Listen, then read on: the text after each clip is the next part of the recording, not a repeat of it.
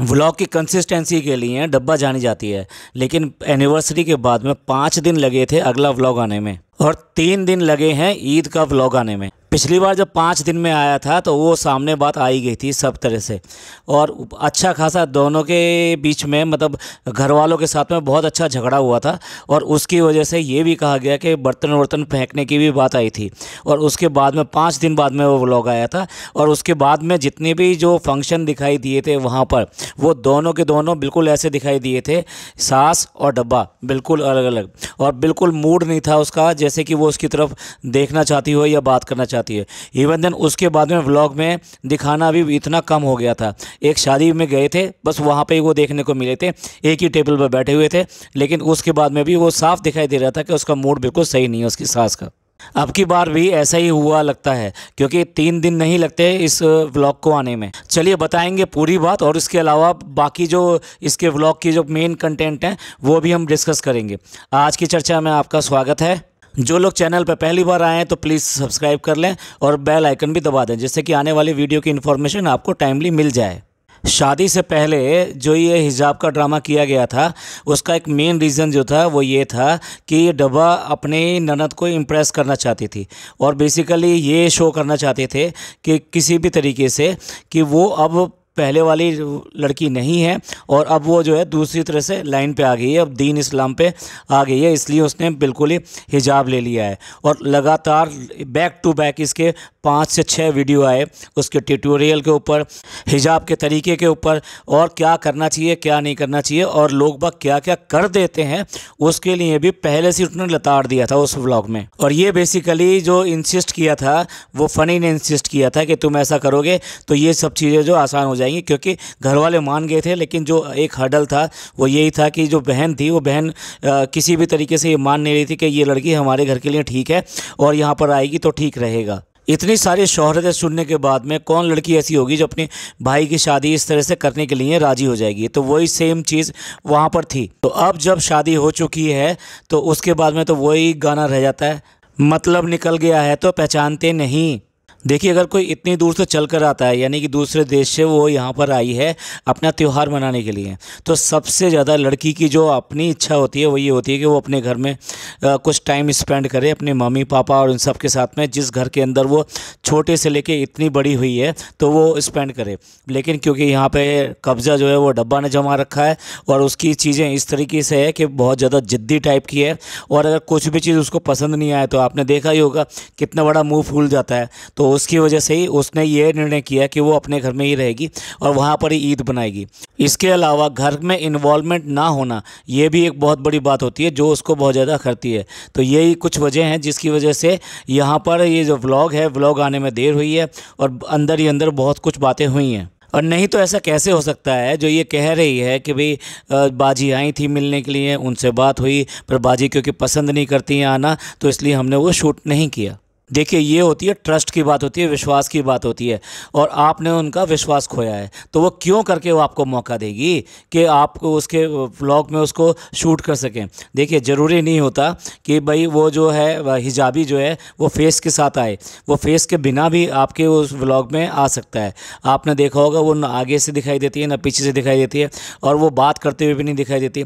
ऐसा भी तो हो सकता है आप कैमरा कहीं और रखिए, अपने ऊपर रखिए, और उसके बाद में उनसे बात करते चले जाइए, मतलब आपको आवाज़ें आएंगी आपस की और वो सब बात होगी जो नॉर्मल तरीके से होती हैं। या फिर बैक से आप दिखा सकते हैं, लेकिन ना तो नंदोई दिखाई देता है और ना ही जो है उसकी नंद दिखाई देती है, दोनों में से कोई भी नहीं दिखाई देता। इवन बच्चे भी जो है देखने को बहुत मुश्किल से मिलते हैं इनके व्लॉग में। इससे जाहिर होता है कि किसी भी तरीके से जो नाराज़गी है वो किसी तरीके से कम नहीं है और वो अपनी जगह पूरी तरीके से कायम है। अब इसी व्लॉग में देख लीजिए, अगर आप अभी भी निब्बा निब्बी वाली हरकतें करते रहेंगे और वो अपने व्लॉग में शूट करके दिखाते रहेंगे तो फिर कहाँ से कोई आपके ऊपर इत्मीनान करेगा या ट्रस्ट करेगा कि आपने अपने घर जो आके इसको अपना घर समझते हो।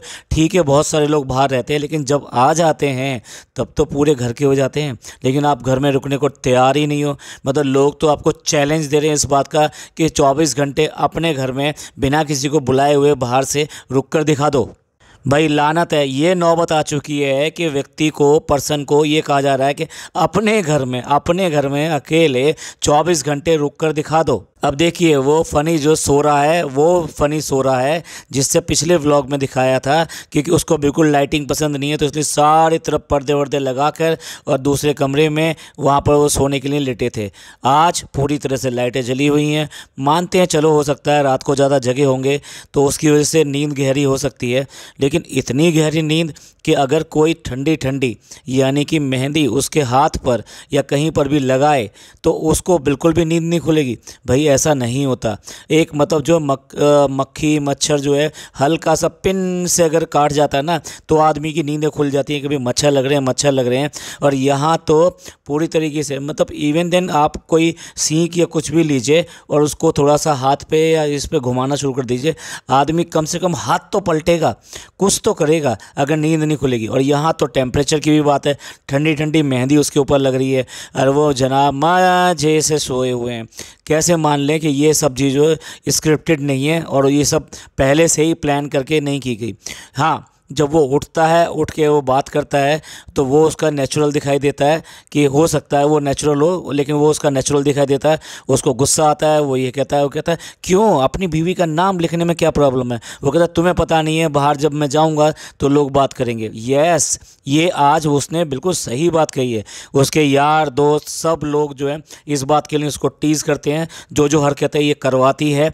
जब चप्पलें उठा के चलता है, उसके लिए खाना बनाने के लिए प्याज काटता है, सब काम करता है उसके, तो फिर उसको सबको दिखाई नहीं देता कि वो क्या कर रहा है। खुद तो कुछ काम करता नहीं है, सिर्फ बीवी के कामों में लगा रहता है, तो वो सारी चीज़ें इसको दिखाई देती हैं। कपड़े तक उससे धुलवा लेती है, तो क्या उन सब लोगों को दिखाई नहीं देती? क्या वो लोग जो है इस तरह की बातें नहीं करते होंगे? और अब जब ये नाम लिखवा के जाएगा तो डेफिनेटली उसके दोस्त जो है मजाक उड़ाएंगे।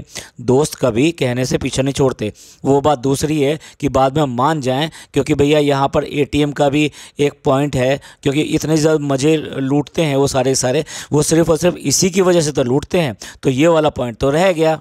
अब कहती है सिर्फ जो है वाइफ का नाम ही तो लिखा है। भाई तुम तो इसको कमा के देती हो, सब कुछ करती हो, तो इस पे क्यों लिखवा रही हो ना? अगर यही लिखवाना है कि ये मेरा है तो छाती पे लिखवाओ ना, जो वो अपने कमीज़ के बटन खोल कर दिखाएगा, देखो मेरे जो सीने में कौन बसा हुआ है। हो सकता है तभी आपको जो इस बात की ठंडक पड़े। अब दूसरा इंसिडेंट देखिए, महारानी है, महारानी को सरप्राइज़ चाहिए, महारानी को गिफ्ट चाहिए, महारानी को ईदी चाहिए, तो लीजिए अब ये कार्यक्रम भी शुरू हो चुका है। और ये देखिए फूल बिछ चुके हैं और अब शहजादी आने वाली हैं, तो उनसे पहले पहले वो सारे फूल वहाँ डाल दिए गए हैं और उसके बाद में वो गिफ्ट भी है। अरे शर्म करो, शर्म करो। ये सब चीज़ें अगर आप जो भी कोई निब्बा निब्बी वाली हरकतें कर रहे हो, ठीक है, मैं मानता हूँ इस बात को, शादी को आपको ज़्यादा टाइम नहीं हुआ है, वो बात दूसरी है। आप कहते हो 6 या 7 साल थे, तो 6 या 7 में तो सब कुछ नॉर्मलाइज हो जाता है 6-7 साल में। लेकिन अगर ये भी मान लें कि आपकी शादी को भी 1-1.5 साल हुआ है, तो ये सारी चीज़ें जो ना कमरे तक ठीक रहती हैं। और ये जो है व्लॉगिंग और इन सब में नहीं दिखाई जाती। ये फैमिली व्लॉग है, ये सब ऐसा नहीं है। मैं नहीं कह रहा आप आपस की बहुत सारी हंसी मजाक कीजिए, एक दूसरे को छेड़िए, मस्ती कीजिए, सब कुछ कीजिए, लेकिन वो सारी चीज़ें कमरे के अंदर तक बंद होती हैं।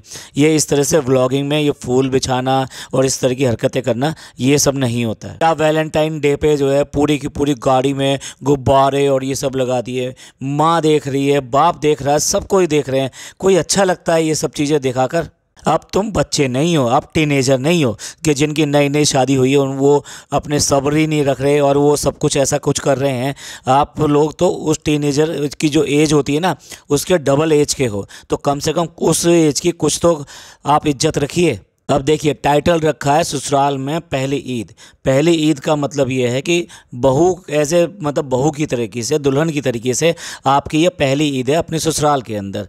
और ये पहली ईद मतलब आप बकरा ईद पे भी थे यहाँ पे, पर चलिए मान लेते हैं इस वाली ईद का ज़्यादा होता है, तो ये आपकी पहली ईद है यहाँ पर। तो इस पहली ईद पे आप जो है फजर के टाइम तक जो है जो भी कुछ बनाना था कि दही बड़े बनाएंगे, ये बनाएंगे, वो बनाएंगे, वो सब आपने किया और उसके बाद में तान के लंबे सो गए। और उसके बाद में डेफिनेटली उठे होगे दोपहर और दोपहर के बाद। तो भैया जो ईद के लिए नमाज़ पढ़ने जा रहा है उसके लिए शीर या बाकी चीज़ों का क्या हुआ? भाई ऐसा होता है हमारे घरों में, तो ऐसा होता है कि सुबह ही सुबह जब ईद की नमाज़ पढ़ने के लिए जाते हैं, दुकाना पढ़ने के लिए जाते हैं, तो उससे पहले पहले शीर या कोई भी चीज़ खाकर तब बाहर निकलते हैं। ऐसा इसलिए कहा जाता है कि आप एक महीने के पूरे रोजे रखते हैं और सुबह बिल्कुल फाका वाली आप बिल्कुल भूखे पेट होते हैं, रोजे से होते हैं, और उसके बाद में अपने काम पे इन सब चीज़ों पे जाते हैं। तो ईद पर आप बिल्कुल भूखे पेट और बिल्कुल खाली पेट नमाज़ पढ़ने ना जाएं और वो ईद की तरह हो। इसलिए सुबह ही सुबह जब आप नमाज़ पढ़ने जाते हैं उससे पहले कोई ना कोई चीज़ आप खा कर जाते हैं। वो डिपेंड करता है आपके घर पे शीर बन गई हो या जो चीज़ बन गई हो, थोड़ा सा इसे कहते हैं झूठा मुँह करके जाते हैं, थोड़ा सा खाकर उसके बाद में जाते हैं। वो बात दूसरी है कि नमाज़ पढ़ने के बाद में फिर घर पे आके भी खाई जाती है, बाकी लोगों के यहाँ भी जाकर खाई जाती है। पर ऐसा नहीं होता कि आप बिल्कुल ही खाली पेट या कहिए बिना कुछ खाए पिए आप वहाँ पर नमाज़ पढ़ने के लिए चले जाएं। तो मैडम तो वहाँ पे सोई पड़ी हैं, जबकि देखा जाए तो पहली ईद किसकी? दुल्हन की, बहू की। वो बहू क्या कर रही है? लंबी तान के वो कमरे में पड़ी है। अब उसको ना कोई जगा सकता है ना कुछ वो कर सकता है। और जनाब ने मतलब फ़नी भाई साहब ने चश्मा वश्मा लगा कर वो तो पहुंच गए अपने नमाज़ पढ़ने के लिए, और ये सब चीज़ें यहीं पे चल रही। तो एक तरफ तो निब्बा निब्बी और दूसरी तरफ जो अपने फ़र्ज होते हैं आप उन फ़र्ज़ों से भागते रहते हो, कोई फ़र्ज़ नहीं निभाते। तो कहाँ से कोई आपके घर में और ये सब जो बाकी लोग हैं ये सब इज्जत करेगा? जो चीज़ें जब होती है आपका उल्टा रहता है। लोग जो है रात को सोते हैं और दिन में काम करते हैं, यहाँ उल्टा होता है। दिन में जो है सोया जाता है और रात को काम किया जाता है। ऐसा कहते हैं कि सुबह ही सुबह जो रहमत का फरिश्ता आता है ना, वो भी आपको सोते हुए देखकर, यानी घर के लोगों को सोते हुए देखकर उस दिन के लिए चला जाता है। तो अब बताइए, जिस घर में रहमत का फरिश्ता भी वापस चला जाए तो उस घर में क्या होगा? लड़ाई झगड़े नहीं होंगे, इस तरह की बातें नहीं होंगी, तो फिर क्या होंगी? और दूसरी सबसे बड़ी बात जो मतलब बहुत देखकर दुख हुआ और गुस्सा भी आया कि नमाज जैसी चीज़ यानी इबादत जैसी चीज़ में आप व्लॉगिंग को घुसेड़ रहे हैं, आप अपने कैमरे को घुसेड़ रहे हैं। वो नमाज पढ़ने के लिए वहाँ गया है तो ईदगाह में गया है, चलो ठीक है, ईदगाह दिखा दिया उसने कि ईदगाह में गए हैं। उसके बाद में हम हद हो गई, मतलब कैमरा ऑन करके नीचे रखा हुआ है और जनाब जो है फ़नी भाई साहब जो दोनों हाथ ऊपर करके दुआ मांग रहे हैं। भाई हद है, हद है।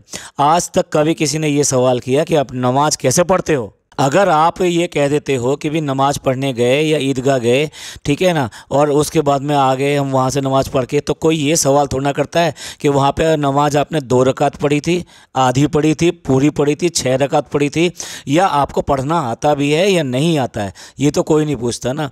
आप ही वो कैमरा लेकर उस इबादत के बीच में घुस गए जो बेसिकली एक अल्लाह और उसके बंदे के बीच की होती है। शर्म करो, इस इबादत को तो कम से कम इस व्लॉगिंग और इस सब से दूर रखो। वो अल्लाह ही है जिसने आपको नवाजा है इन सब नियामतों से, इन सब चीज़ों से, और आप उसके बीच में क्या लेकर आ रहे हो? दुनियावी चीज़ें लेकर आ रहे हो और वहाँ कैमरा रख कर रहे हो। हाथ धोगे, शर्म की बात करो, शर्म करो। और हाँ, एक बात तो भूल ही गया, वहाँ हाफिज जी जो नमाज़ पढ़ा रहे हैं वो ये कह रहे हैं कि हम सबको गुनाहों से दूर रखने की तौफीक अता फरमा। यहाँ सरे आम गुनाह पे गुनाह करे जा रहे हो। वहाँ पे व्लॉगिंग चल रही है और उधर नमाज चल रही है, दुआ चल रही है। तो ये तो दोनों चीज़ें एक तो दूसरे की कॉन्ट्राडिक्टरी होगी, यानी लगातार आप गुनाह ही कमा रहे हो। इसका मतलब चश्मे वाले फ़नी आखिरकार नमाज पढ़ के आ गए और आवाज़ लगाई कि अम्मी मैं आ गया हूँ। भाई ये जो आवाज़ होती है ये इतनी मुझे बहुत अच्छी लगती है। हमें याद है हम सब लोग नमाज़ पढ़ के आते थे और दरवाजे से अम्मी के लिए चिल्लाते थे, अम्मी हम नमाज़ पढ़ के आ गए। और फिर जब हम सलाम करते अम्मी को, और अम्मी जो इतनी सारी दुआएं देती और माथा चूमती और पूरे बदन पे हाथ फेरती, इतना सुकून मिलता था कि जितना ज़िंदगी में कभी कहीं से भी नहीं मिल सकता, इतना सुकून मिलता था। और यही पल देखकर आज भी बहुत अच्छा लगा कि जो फ़नी जो है बाहर से आवाज़ लगाता है और उसकी अम्मी आके बड़े प्यार दुलार से उसके माथे को चूमती हैं और उसके बाद में उसको प्यार करती हैं। देखो वो किस तरह से अपने हाथ को उसके शरीर पर फेर रही हैं। कुछ भी कह लीजिए, कुछ भी कह लीजिए, औलाद चाहे कैसी भी हो जाए पर माँ माँ ही होती है। चलिए, अभी तो बहुत सारे पॉइंट हैं इस वाले व्लॉग के ऊपर बात करने के लिए, पर पॉडकास्ट थोड़ा लंबा हो जाएगा और मैं नहीं चाहता कि बहुत लंबे पॉडकास्ट से आप लोग बोर हों। तो सेकंड पार्ट आपका इसके बाद में देखने को मिलेगा। और भूलिएगा मत, उसमें इसके बहुत सारे पॉइंट हैं जो कि डब्बा ने यहाँ पर दिए हैं या फिर फ़नी ने जो है इस तरह की हरकतें करी हैं, उन सब की पूरी अच्छी तरीके से हम जो है जांच पड़ताल करेंगे और आपको बताएंगे कि किस तरीके से ये लोग मुसलमानों को और इन सब चीज़ों को बदनाम करने का काम करते हैं और वो सब चीज़ें दिखाते हैं जो कि एक व्लॉग में, फैमिली व्लॉग्स में नहीं दिखानी चाहिए। तो मिलते हैं अगले पॉडकास्ट में। ये पॉडकास्ट आपको पसंद आया तो प्लीज़ लाइक कीजिए, सब्सक्राइब कीजिए, शेयर कीजिए। खुश रहिए, अपने लोगों का ख्याल रखिए। थैंक यू, धन्यवाद, शुक्रिया।